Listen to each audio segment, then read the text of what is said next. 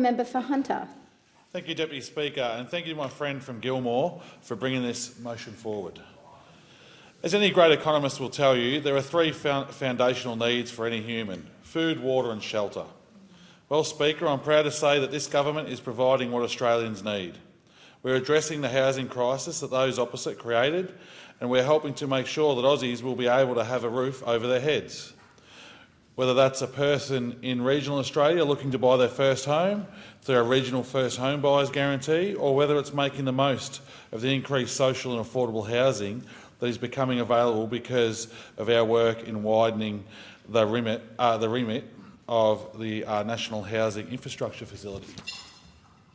Deputy Speaker, on top of this, even more people will be finding it easier to gain one of their most basic human rights, shelter in the form of housing, after this government established the Interim National Housing Supply and Affordability Council and struck a national housing accord which will bring together all levels of government along with investors and construction sector.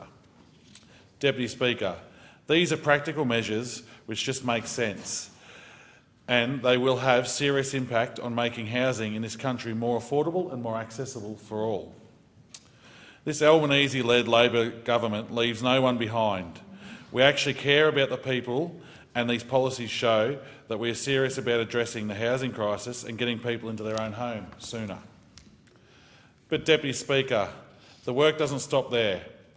We know there is more to be done, and we are more than ready for the task. Unlike those opposite, we aren't about announcements with no follow-up. We don't just create policy to attract cute little positive media stories. We're about following up on amazing policies already underway and already making real-world impact by establishing the Housing Australia Future Fund and developing a national housing and homelessness plan.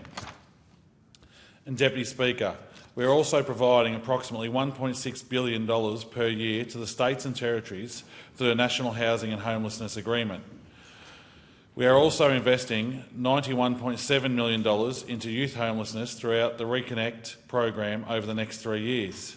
Deputy Speaker, I'm particularly proud and excited by the regional first home buyer guarantee. This is something that is directly aimed at helping Australians in electorates like mine, the Hunter.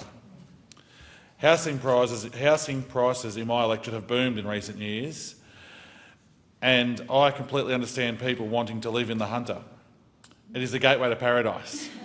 Without a doubt, the best place to live in Australia and the world. But the issue is that people looking to buy a house in the Hunter for the first time, it's just becoming completely unaffordable. Deputy Speaker, growing up, the great Australian dream was to one day own your own house. But sadly, this is far out of reach, that young people in Australia today cannot practically consider home ownership because in many cases it's not even close to being affordable. This is a sad reality of modern Australia and is the sad reality for many in my electorate. But, Deputy Speaker, because of this government, 2,700 Australians have been helped towards realising this great Australian dream and owning their own home. This government is making the great Australian dream of owning your own home a reality again. And this policy gets even better. All of these 2,700 Australian homeowners are all in regional Australia. Many of these are in my electorate, 147 of them to be precise. Speaker, this is what happens when a government is elected who cares about people, a government who takes real action on the issues that affect everyday people of Australia. And this is an issue that should have been addressed a long time ago. Because of the expectation and aspiration to own our own home is not an unreasonable desire to have. Now, with a government that cares, listens and acts in a period of not even 6 months since the regional first home buyer guarantee was passed in this parliament, 2,700 people have been able to be helped to reach this desire of owning their own home.